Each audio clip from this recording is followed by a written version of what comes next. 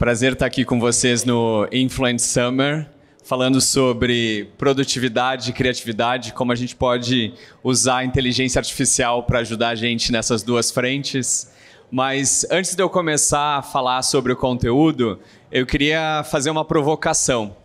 Se eu dissesse para vocês que essa apresentação que eu criei, ela foi toda feita com inteligência artificial, que eu entrei na inteligência artificial e fiz o prompt, crie uma apresentação de inteligência artificial e marketing. Que valor ela teria para vocês? O quanto vocês prestariam atenção nessa palestra e o quanto vocês pensariam, não, então eu vou chegar em casa, eu faço a mesma coisa e vou ter o mesmo conteúdo. Mas e se eu dissesse que eu usei inteligência artificial, mas de outra maneira? Que eu peguei livros, que eu peguei artigos e selecionei artigos relevantes, que eu peguei cases de sucesso, que eu peguei dados de mercado e que eu trouxe a minha experiência e o meu conhecimento para fazer essa apresentação. Que valor passa a ter essa apresentação? Quanto mais vocês vão prestar atenção agora no conteúdo que eu tenho para falar? Então, deixa eu me apresentar. Prazer, eu sou Felipe Godoy, eu sou líder de marketing do Canva. Eu trabalho no Canva há pouco mais de 2 anos, liderando a área de marketing com social, community, partnerships e growth. Antes do Canva, eu trabalhei por quase 5 anos liderando a área de growth do Pinterest, focado em criadores de conteúdo. Então, eu tenho uma experiência bem consolidada em Creator Economy, tanto na perspectiva de plataforma, mas também agora na perspectiva de uma plataforma de design que ajuda na criação de conteúdo. Então, deixa eu voltar para o ponto inicial, para a minha pergunta. Qual era a diferença entre os dois? A grande diferença entre as duas apresentações é que a primeira ela parece 100% feita por inteligência artificial. Enquanto a segunda, ela tem uma parcela minha, tem uma parcela feita pelo homem, que pode ser 30% se a gente pensar no resultado final, no quanto eu tive que botar a mão na massa, ou pode ser 70% se eu pensar que eu guiei a ferramenta para trazer esse conteúdo final. Mas qual é a grande questão? É super difícil determinar o tamanho da participação de cada um, mas o ponto principal é a gente entender ferramentas de inteligência artificial como ferramentas que vão ajudar a gente a chegar mais longe, a desenvolver melhor as nossas ideias, a conseguir fazer com que o processo de criação seja mais fácil e mais rápido.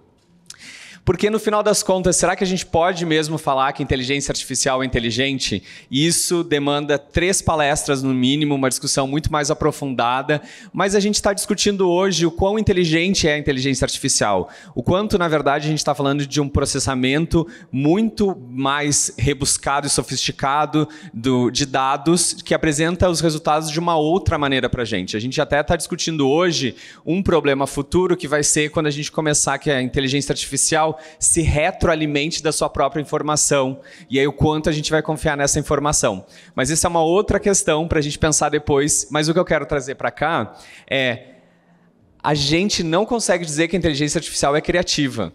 E para eu trazer esse ponto, eu vou explicar um pouco o que é criatividade. Existem várias definições para criatividade, mas são 4 pontos principais quando a gente fala de criatividade. A primeira delas é inovação. Então eu tenho que criar algo novo. Para ser criativo, é algo novo.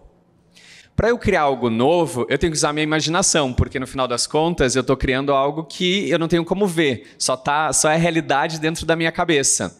Além disso, criatividade pode ser a resolução de um problema. Então, por exemplo, a criação de um sistema, de um novo método. E também tem um aspecto muito interessante da criatividade, que é o aspecto humano. Então, expressão de arte. Nada mais criativo do que a expressão artística do ser humano. Então, a grande questão para a gente hoje é pensar como a gente precisa definir criatividade e como a gente precisa repensar nos nossos papéis dentro do processo de criação. Então, naquela história dos 70%, 30%, que papel eu tenho, essa vai ser uma dúvida que a gente vai ter constantemente e a gente vai ter que lidar com ela. Porque, no final das contas, está cada vez mais difícil eu entender onde eu estou nesse espectro. Já não é mais totalmente manual, porque se eu vou criar conteúdo, eu estou usando vários devices, eu estou usando vários softwares, mas também não é totalmente automatizado, porque eu tenho o papel humano ali, nesse desenvolvimento, tenho o papel de vocês guiando a ferramenta e fazendo com que o resultado final seja mais alinhado com o que vocês estão buscando. Tem um exemplo muito interessante para a gente trazer, que é o seguinte. Teve um artista que ele alimentou e treinou as ferramentas de inteligência artificial com a sua própria obra. E aí depois ele pediu para a inteligência artificial criar uma obra nova. O quanto essa obra é do artista, o quanto essa obra é da inteligência artificial. E vai ser muito difícil a gente definir isso hoje. Mas, de novo, a gente tem que entender o que a gente vai fazer com essa ferramenta. E a gente tem que entender limitações, mas também oportunidades. A gente tem que entender que a inteligência artificial ela não vai substituir a criatividade humana, mas ela vai empoderar se a gente usar da maneira correta. A grande questão do processo de criação e dele ter mudado tanto é a gente entender que a gente também vai precisar mudar nesse processo.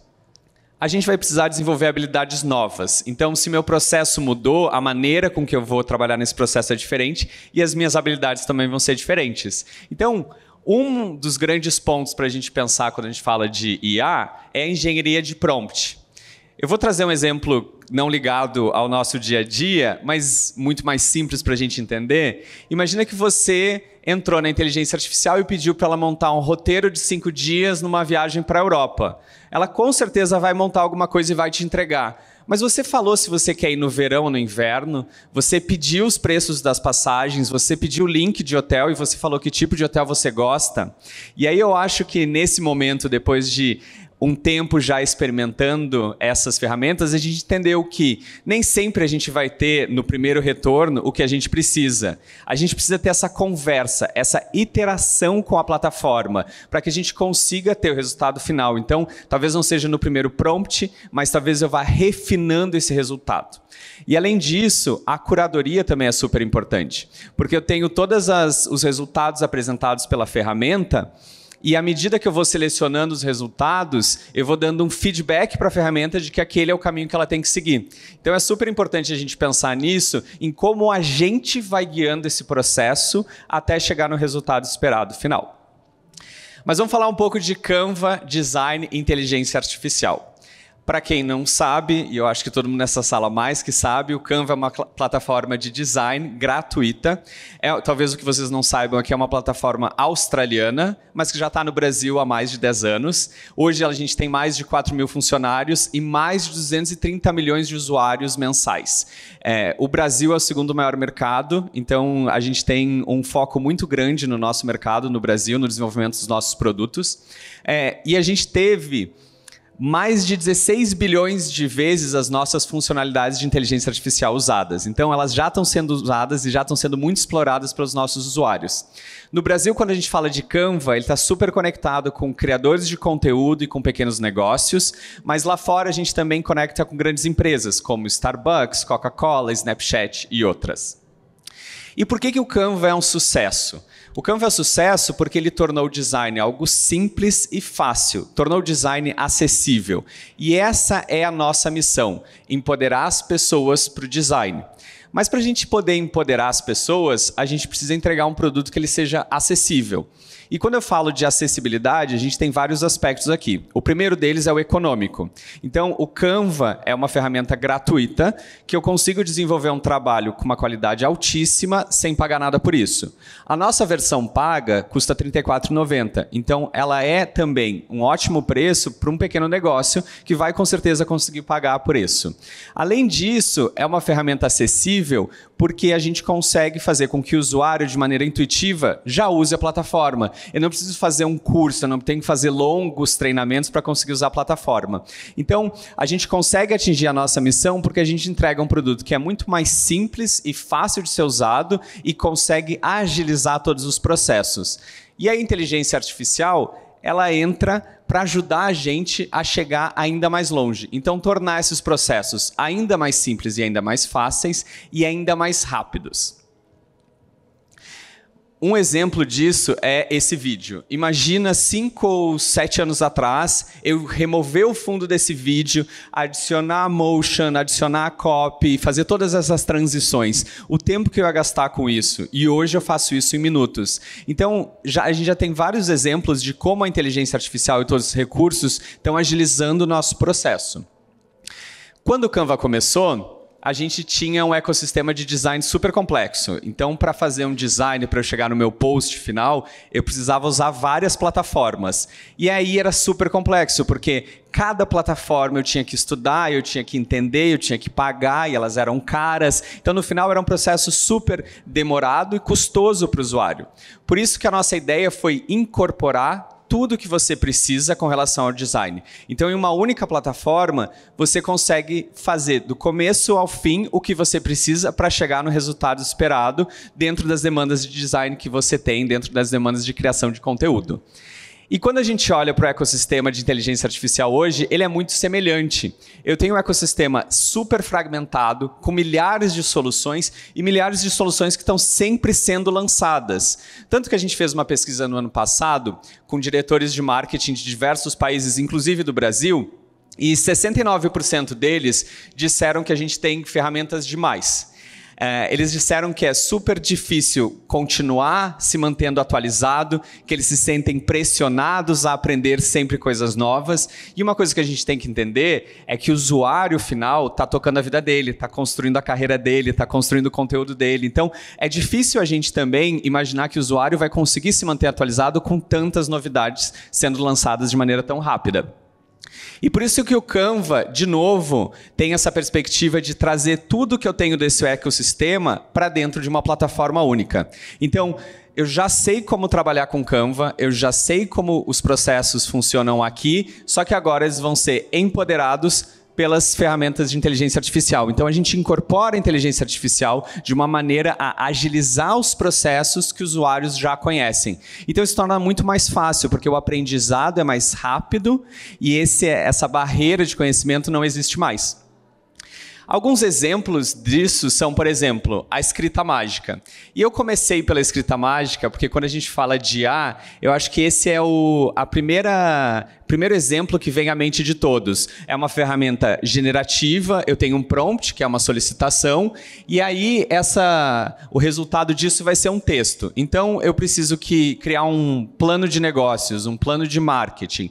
Então, a ferramenta já vai me entregar tudo isso pronto. Eu posso mudar o tom de voz, eu posso expandir, eu posso reduzir, então diversas ferramentas que eu posso usar para tornar esse texto ainda melhor. E aí também tem o mídia mágica, que é a mesma sequência, eu tenho um prompt, eu tenho uma necessidade ali, e a ferramenta vai criar uma imagem. E aí eu acho que a gente já começa a pensar nas barreiras que a gente está rompendo. Então, se eu não tenho hoje uma imagem, eu posso criar essa imagem, e de uma maneira muito fácil. Então, a gente já começa a falar sobre como a gente pode explorar isso de outras maneiras e de uma maneira mais criativa. Mas o mais interessante foi como a gente incorporou IA em alguns dos nossos produtos. Então, pensando na jornada do cliente, entendendo cada processo que ele faz, a gente tentou entender quais partes desse processo podem ser agilizadas por uma ferramenta de IA e criou funcionalidades específicas. E aí, qual é o ganho disso? Quando você for usar, você já sabe para que vai usar, quando vai usar e como vai usar. Então, torna o processo muito mais simples. Um exemplo disso é o formato mágico. Então, eu estou numa sessão de brainstorm com a minha equipe, todo mundo soltou as ideias, criou seus post-its digitais, eu seleciono tudo isso, a ferramenta já faz a seleção, já organiza e eu posso transformar isso numa apresentação automaticamente. Ou o redimensionamento. Então, eu tenho uma imagem horizontal, só que eu preciso que ela seja vertical. Ou ela é já vertical, só que não está nas medidas corretas. Então, eu posso usar essa ferramenta para tornar essa imagem nas medidas que eu preciso. Ou a captura mágica. Tenho a foto perfeita, mas ela não está mais perfeita para o que eu quero. Eu preciso incluir um texto, eu preciso adicionar mais elementos. Então eu posso selecionar esse elemento principal, mover ele para a direita, para a esquerda, dar o zoom in, zoom out, e o fundo vai ser recriado pela IA. Um outro exemplo para quem trabalha com venda de produtos online.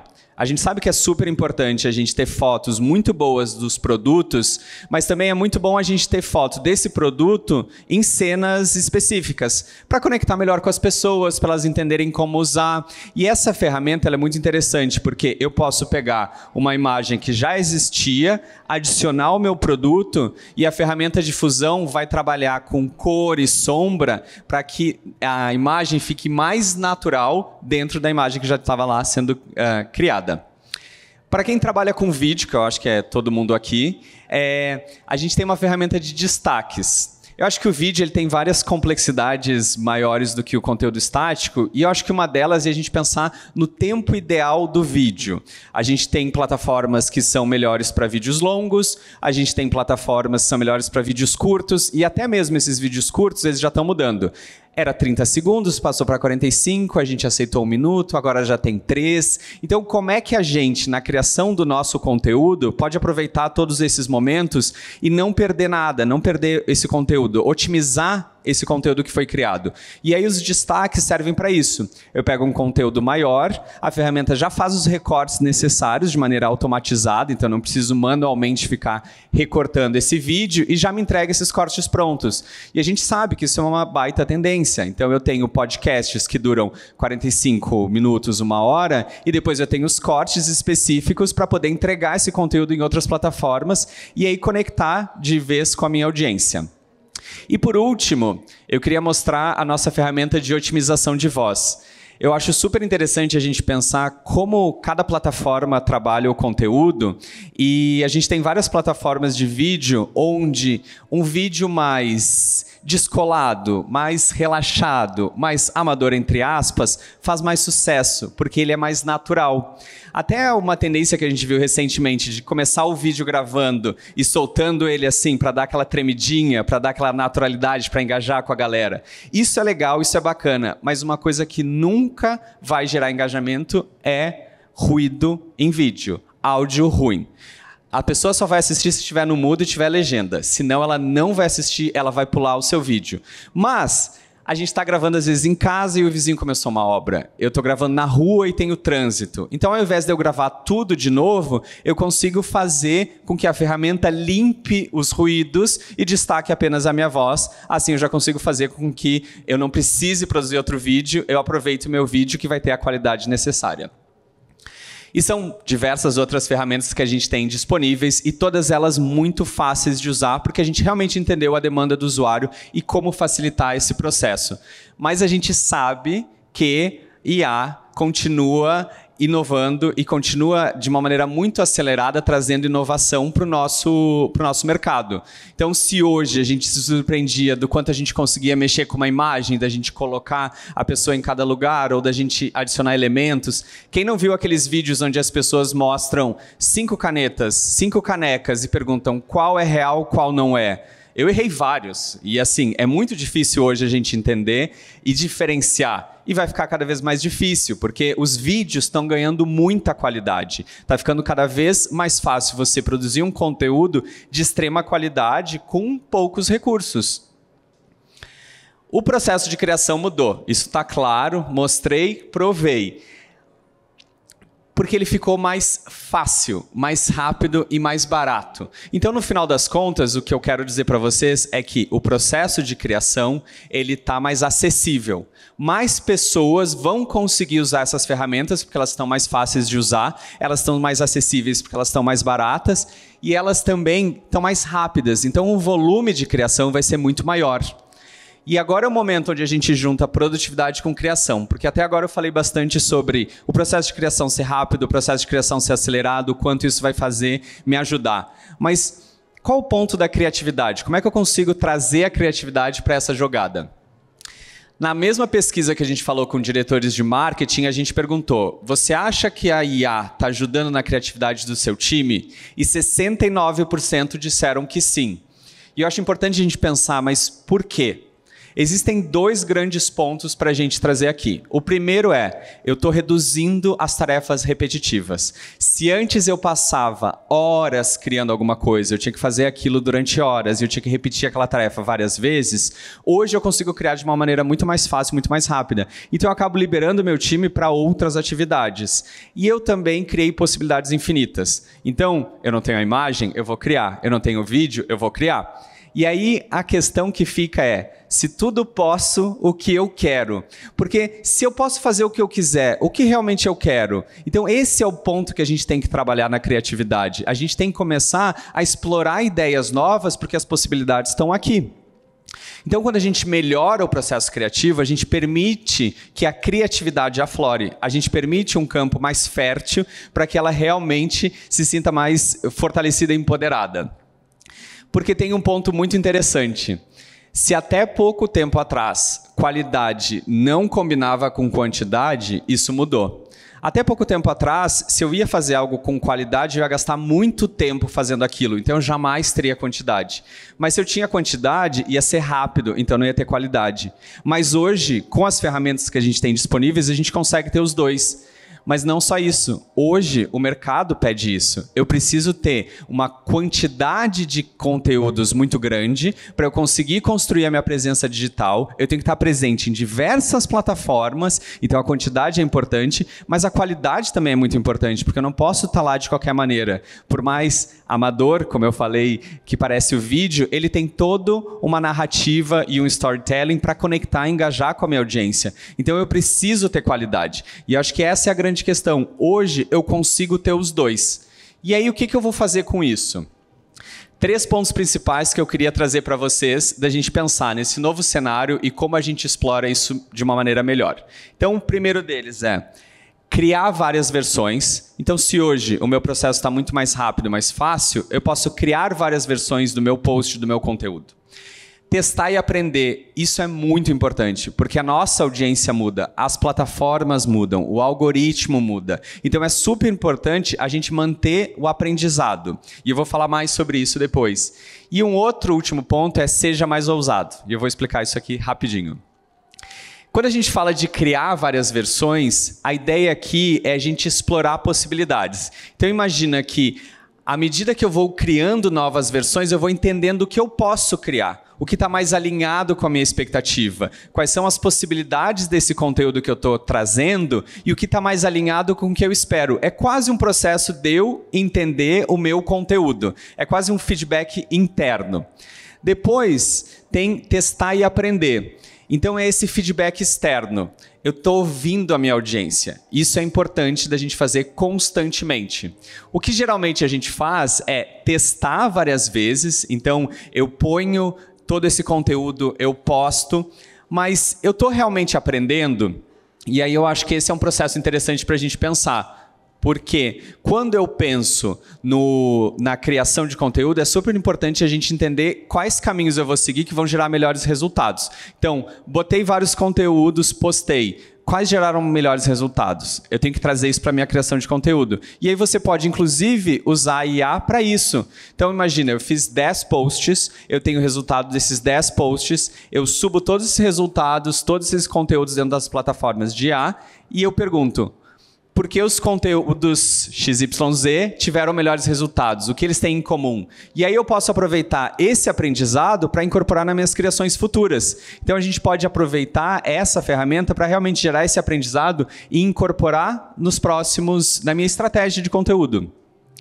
E sobre ser mais ousado, eu acho que não existe criatividade sem assumir risco. A gente precisa entender que a gente precisa fazer algo único e novo para realmente se diferenciar. Mas seria super difícil eu dizer para vocês, sejam ousados, se vocês passassem 5 horas fazendo alguma coisa. Vocês iam querer fazer certo de primeira e eu estaria 100% com vocês.